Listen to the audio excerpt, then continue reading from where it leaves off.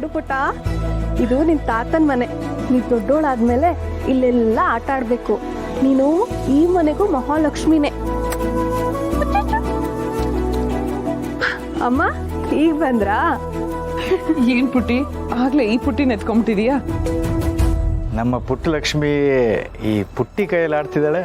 ಹೌದು, ಇವತ್ತು ಈ ಮಗುವಿನ ಜವಾಬ್ದಾರಿ ಪೂರ್ತಿ ನಂದೆ.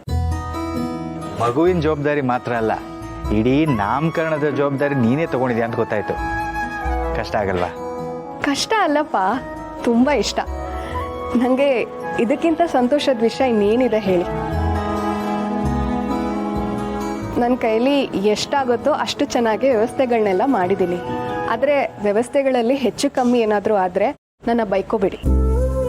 ಅಂತೂ ನಮ್ಮ ಮಗಳು ದೊಡ್ಡ ದೊಡ್ಡ ಜವಾಬ್ದಾರಿಗಳನ್ನು ನಿಭಾಯಿಸುವಷ್ಟು ದೊಡ್ಡೋಳಾಗ್ಬಿಟ್ಲು. ನನಗದೇ ಹೆಮ್ಮೆ.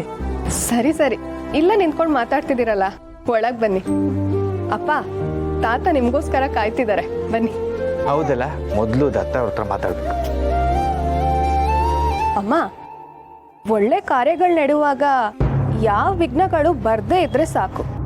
ಹಾಗೂ ಒಂದು ವೇಳೆ ವಿಘ್ನಗಳು ಬಂದರೆ ದುಷ್ಟಶಕ್ತಿಗಳನ್ನ ಹೇಗೆ ಓಡಿಸ್ಬೇಕು ಅಂತ ನಮಗೆ ಗೊತ್ತಿರಬೇಕು ಅಲ್ವಾ ಅಮ್ಮ?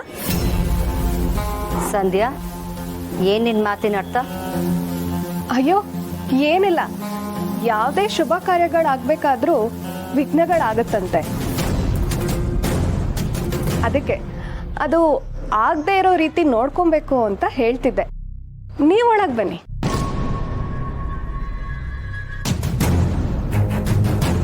ಪುಟ್ಟಿ, ನೀನ್ ಯಾಕೆ ಈ ರೀತಿ ಅಂದೆ? ಅಮ್ಮ, ತಾತ ಒಳಗೆ ಕಾಯ್ತಿದ್ದಾರೆ, ನೀವು ಒಳಗೆ ಬಾ.